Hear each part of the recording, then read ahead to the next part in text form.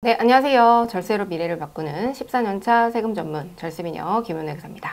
다음 주면 6월 대통령 선거죠. 그래서 여러분 선거철만 되면 빠지지 않는 그 질문, 도대체 내 세금을 누가 더 걷어갈 것이냐, 누가 내 지갑을 더 지켜줄 수 있을 것인가에 대해서 굉장히 궁금하셨을 텐데요. 근데 여러분 혹시 그 좌우 이념에만 치우쳐서 민주 시민으로서 이 공약을 제대로 들여보다 보신 적이 있나요? 저도 그렇지 못했던 것 같은데, 어떤 후보가 당선되면 내 세금에 어떤 변화가 생기는지, 내 삶에 어떤 영향이 올지 고민을 해보셨을지요? 저도 안 해봤는데 이번 기회로 좀 생각을 해봤습니다. 특히 그 부동산 투자하시는 분들이라면은 정부의 그 부동산 세제 정책 변화에 굉장히 민감할 수밖에 없는데요. 이번 선거 이후에 어떤 세금 변화가 예고되고 있는지 함께 꼼꼼하게 들여다보도록 하겠습니다.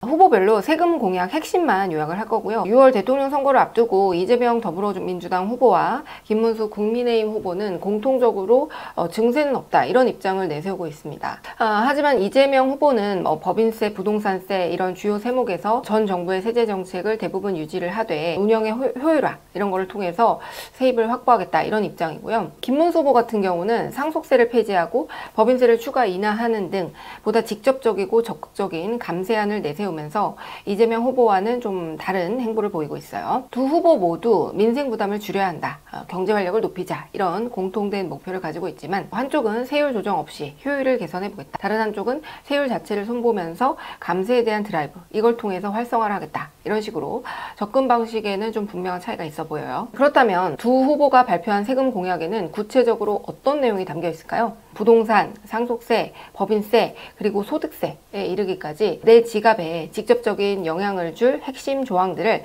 지금부터 하나하나 쉽고 정확하게 분석해 드릴게요. 영상 끝까지 함께 해주세요. 네, 좋아요와 구독, 알림 설정도 하셨죠?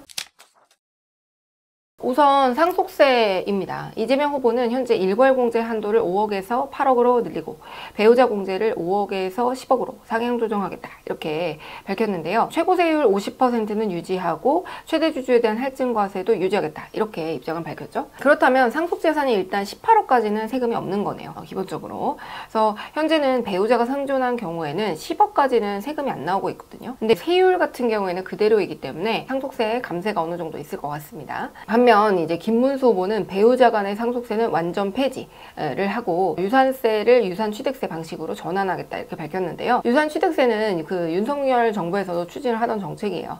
상속세는 현재 유산 총액에 대해서 상속세가 과세가 되고 세금을 이제 상속인 간에 나누는 그런 방식인데, 이렇게 하지 않고 증여세처럼 내가 상속받은 재산에 대해서 상속인별로 각자 받은 만큼에 대한 세금만 납부하게 하는 그런 제도인 겁니다. 또 최고 세율을 50에서 30%로 인하하고 최대 주주 할증과세를 폐지하겠다, 이렇게 밝혔는데요. 이렇게 되면 상속세 부담은 정말 많이 줄어들 것으로 예상이 됩니다. 하지만 이 두 후보가 낸 정책 모두 사실상 이 부자 감세다라는 그런 여론의 비판에 부딪힐 거기 때문에 사실상 통과되기가 제 생각에 쉽지 않아요. 아니 요즘 서울에 집 한 채만 있어도 10억 이상인데 이게 부자 감세냐 아니냐에 대해서는 다양한 관점이 있어요. 누구는 부자 감세다, 누구는 부자 감세가 아니다. 지금 대한민국은 또 한푼이 아쉬운 세수 상황인데다가 나라 빚도 계속 늘어나죠. 그렇기 때문에 이런 상황에서 이렇게 세수를 줄이는 세금을 깎아주자, 이런 논리는 현실적인 벽에 부딪힐 수밖에 없지 않나, 이런 생각이 듭니다. 사실 윤석열 정부 때도 여야 모두 이 상속세 완화 필요성에 대해서는 대체적인 공감대가 있었어요. 상속공제를 늘리자, 세율을 조정하자, 이런 여러 가지 개정안이 나왔지만 결국 국회 문턱을 넘지 못했습니다. 누가 되든지 상속세 개정은 쉽지 않아 보여요, 제 생각에는. 다음은 부동산 투자자분들이 가장 많은 관심을 보일 분야입니다. 바로 부동산과 관련된 세제인데요. 이재명 후보는 1가구 1주택 실수요자의 세 부담을 줄이되 다주택자 종합부동산세 체계는 계속 유지하겠다 밝혔습니다. 문재인 정권 때 종합부동산세 그 중과로 이때 세금 폭탄에 이제 기함하신 분들이 많으실 거예요. 한 채만 보유를 하더라도 집값이 오르면 이 보유세가 같이 오를 수밖에 없거든요.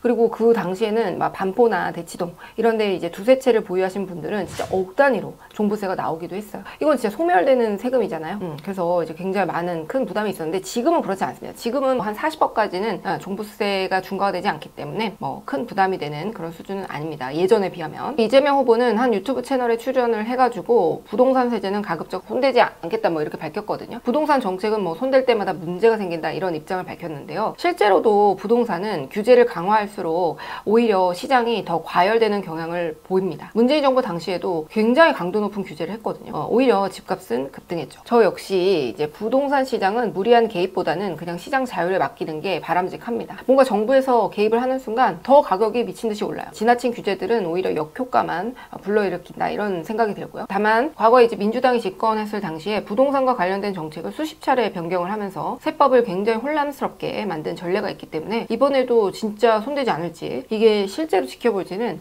좀 더 지켜볼 필요가 있어요. 자, 그럼 이제 김문수 후보의 정책을 좀 살펴볼까요? 김문수 후보는 장기 거주자와 고령자의 재산세 감면을 추진하고 공시가격 그리고 보유세 체계 전반을 납세 여력을 중심으로 재정비하겠다 이렇게 이제 입장을 밝혔는데요. 현재도 종부세, 재산세라고 하는 이 보유세에는 1세대 1주택자에 한해서 뭐 보유기간이나 연령에 따라서 세액공제 혜택을 부여하고 있어요. 이걸 좀 더 확대하려고 하는 그런 생각인 것 같고요. 사실 저는 개인적으로 1주택자에 대한 실제 진짜 본인이 거주를 하는 경우에는 종부세와 같은 이런 보유세는 부과하지 않는 게 맞다라고 생각합니다. 이미 재산세가 부과되고 있기 때문에 사실 종부세는 이중과세이고요. 어떤 제재의 성격으로 부과되는 거거든요. 그래서 실거주용 주택은 기본적으로 본인의 삶의 터전이잖아요. 근데 이거를 이제 단순히 자산으로 간주를 해서 고액의 보유세를 이제 부과하는 거는 거주권에 대한 과도한 침해로 이어질 수 있다고 생각합니다. 특히 수십 년간 집 한 채 딱 하나 유지를 해오신 뭐 고령자나 은퇴자 분들이 문제예요. 이분들은 소득이 없는 상황에서 이런 종부세 부담이 오게 되면은 사실상 그 현금을 납부할 수 없어요. 그렇기 때문에 이건 고통으로 이어질 수밖에 없고, 집값은 올랐지만 소득이 없는 사람한테는 매년 이렇게 수백만 원의 보유세를 부과하는 거는 좀 불합리하다라고 생각합니다. 양도할 때 부과하면 되죠. 양도세에 대해서. 결국에는 이런 분들, 은퇴자나 고령자에게 집을 팔라고 하는 건데, 삶의 터전을 팔라는 거는 재산권 침해이기도 하고, 나이 들었다고 이제 돈을 못 번다고 집 팔고 나가라고 하는 건 정말 너무 서글프지 않습니까? 그래서 뭐 다주택자나 이렇게 투자 목적의 부동산을 소유하는 거와 달리 이런 실거주 목적의 1주택 보유자는 투기 세력하고는 명백히 달라요. 그래서 이들을 이제 독일한 과세 틀에다가 다루는 거는 좀 정책의 본래 취지를 훼손하는 게 아닌가 이런 생각이 들고요. 투기에 대한 억제는 다주택자를 중심으로 실효성 있게 좀 집중이 되어야 하지 않나 이런 생각이 듭니다. 그리고 이제 이재명 후보의 과거 대선 공약 중에 국토보유세라고 하는 게 있었는데, 이거는 이제 철회를 실질적으로 했습니다. 국토보유세는 이제 모든 토지 소유자에게 토지 가치에 따라서 세금을 부과하고, 그렇게 거둔 세금을 국민 모두에게 균등하게 나눠서 이걸 기본소득으로 지급하겠다 이런 취지의 세금이었거든요. 당시 제한된 세율은 0.1에서 2.5%까지 이렇게 누진세율을 적용하는 그런 방식이었죠. 근데 이거는 현실적으로 이미 재산세라고 하는 기존 세금이 존재하거든요. 근데 여기에 더해서 또 토지세를 부과한다는 거는 사실상 이중과세라는 그런 비판을 피할 수 없었습니다. 토지를 실질적으로 필요해서 보유한 사람도 있잖아요. 근데 모든 사람이 다 투기 목적은 아니기 때문에 특히 이제 실수요자나 장기 보유자나 또 생계형 동지 보유자 등에게는 이게 불합리한 세금 부담이 될 수밖에 없는 구조였거든요. 그리고 무엇보다 이 세금으로 전 국민에게 무차별적으로 기본소득을 지급한다는 발상 자체가 이 자본주의 사회의 소득 창출 원리나 공정성 개념에 충돌된다 이런 지적이 많았어요. 이런 비판 여론을 인지를 하고 이재명 후보 본인도 국토보유세는 수용성이 너무 낮다. 그래서 철회 의사를 밝혔습니다. 저도 이 공약이 처음 나왔을 때 정말 시겁했거든요. 충격적이었어요. 근데 지금 철회가 돼서 정말 다행이라고 생각을 합니다. 자, 그럼 마지막으로 근로자에 대한 세금에는 어떤 것들이 공약으로 제시되어 있는지 좀 함께 살펴볼게요. 근로자들은 이 소득세법 적용을 받는데요. 이재명 후보는 우선 이제 소득세 신고를 할 때 우리 기본공제 있어요. 부양가족 한 명당 지금 현재 150만 원 적용이 되고 있거든요. 이거를 180만 원으로 상향 조정하겠다 이렇게 밝혔고요. 당초 제기가 됐던 근로소득세 인상도 배제하겠다 이렇게 밝혔죠. 반면에 이제 김문수 후보는 기본공제액을 1인당 150에서 300만 원으로, 그리고 경로 우대자를 100만 원에서 200만 원으로, 장애인 공제를 200만 원에서 300만 원으로 상향 조정하겠다 이렇게 밝혔고요. 김문수 후보의 정책이 부양가족이 있는 근로자들 입장에서는 세금이 확 줄어들긴 합니다. 관련된 이제 기본 공제, 인적 공제를 늘려주겠다, 뭐 그런 거는 이제 둘 다 나와 있네요. 그리고 이재명 후보 같은 경우에는 신용카드 공제 부분과 관련해서 지역화폐 좋아하시더라고요. 지역화폐를 쓰면은 소득공제율을 30%에서 80%로 상향 조정하고, 대중교통비, 뭐 신혼부부 주택자금 이런 것들에 대한 세액공제를 확대하겠다 밝혔습니다. 통신요금에 대해서도 일정 비율 세액공제를 해주겠다 뭐 이렇게 밝힌 게 있고요. 김문수 후보는 그 직장인들의 성과급과 관련해서 비과세를 추진하겠다.